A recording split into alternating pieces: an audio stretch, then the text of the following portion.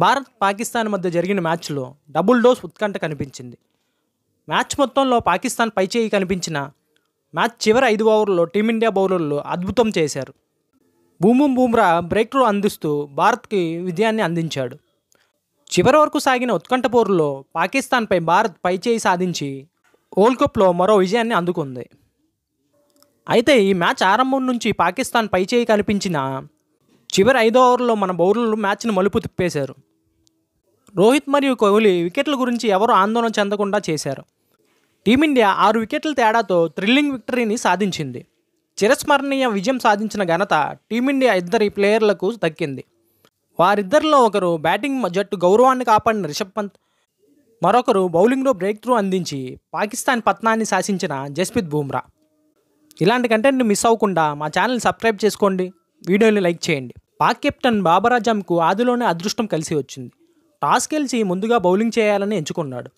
Bowling సమయంలో పాక్ జట్టుకు భీకరంగా సంబరాలు చేసుకునే అవకాశాలు పొందాయి. ఎందుకంటే టీమిండియా ఆరంభం అంత అనుకున్న విధంగా జరగలేదు.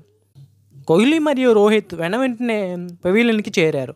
వరుస వికెట్లు కోల్పోయి కష్టాలు పడ్డ భారత్ను రిషబ్ పంత్ పాకిస్తాన్ బౌలింగ్ను ఎదుర్కొంటూ మంచి ఇన్నింగ్స్ ఆడాడు.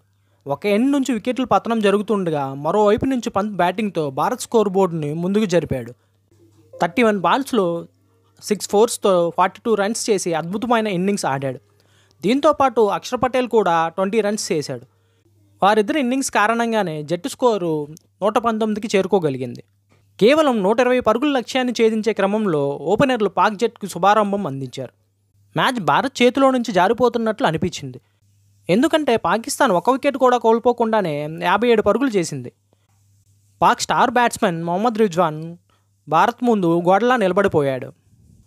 కానీ 15వ ఓవర్లో రిజ్వాన్ను బుమ్రా క్లీన్ బౌల్ చేసి మ్యాచ్ని మలుపు తిప్పాడు.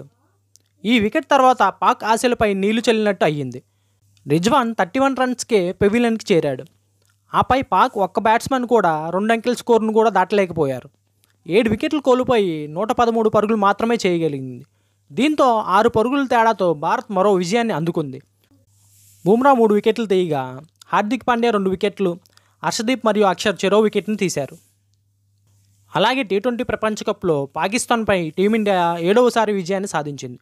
ఈ విజయం తర్వాత రోహిత్ శర్మ సారథ్యంలో టీమిండియా భారీ రికార్డును సృష్టించింది. టీ20 వరల్డ్ కప్లో ఒక జట్టుపై అత్యధిక మ్యాచ్లు గెలిచిన టీంగా భారత్ నిలిచింది. మా కంటెంట్ కానీ మీకు నచ్చితే వీడియోని లైక్ చేయండి, షేర్ చేయండి, మా ఛానల్ని సబ్స్క్రైబ్ చేసుకోండి. Thank you friends.